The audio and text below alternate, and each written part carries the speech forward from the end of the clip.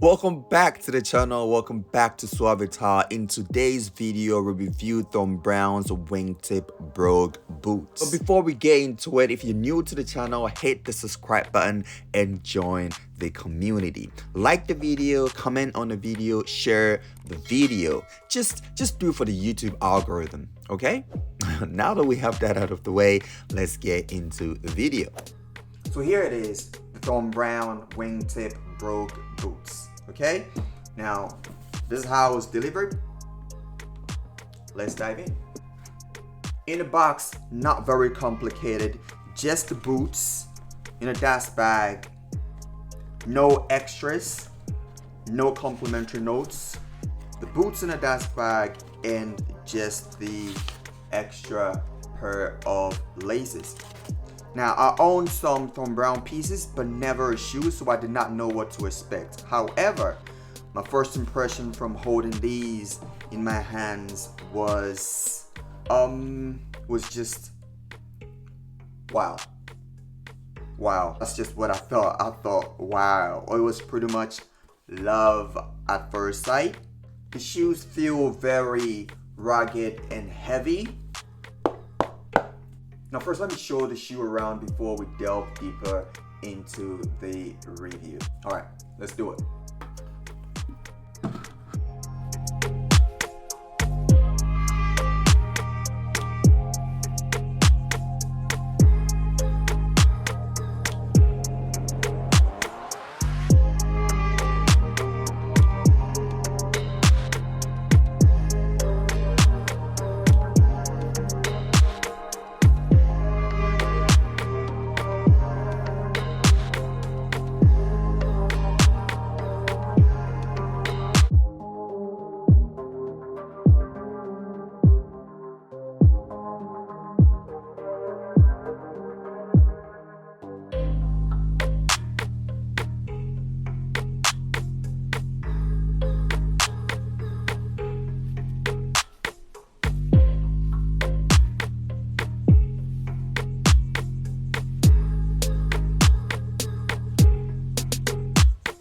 This is how the boots was delivered, but I just laced it up. Again, to do the review and to freely look the boots around, I'm just going to take the laces off. Now let's get into the review. The craftsmanship on the boots is just stupendous. Stupendous. As you can see, the boot features leather upper and sole. First, let's look at the upper and then consider the sole later on. Now on the upper, Thom Browne uses pebbled grain leather, which showcases the pebble detail all over the shoe. Again, the official name of this pair is the Thom Browne Wingtip Brogue boots. And the reason why I'm going, now first of all, let me preface this by saying that I don't really want to preach to the choir, and so this goes for just those who do not know. The reason why it's called wingtip is because simply the leather that is being overlaid on the toe cap here forms a W, and it's called a brogue because of the design, the perforations that is seen here on the shoe. So you can see all of the perforated detail here, the punch hole.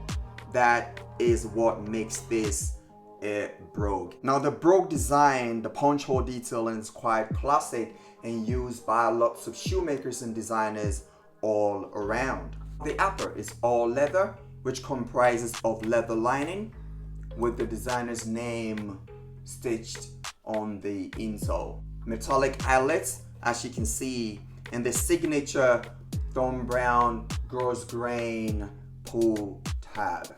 You also have the usual sizing detailing stitched on the tongue, but I will talk about sizing later on. As I said before, these boots are quite rugged, and so the leather feels quite stiff and makes it a little bit uncomfortable walking in them, but I'm pretty sure that I should be able to break into them quite nicely as time goes on.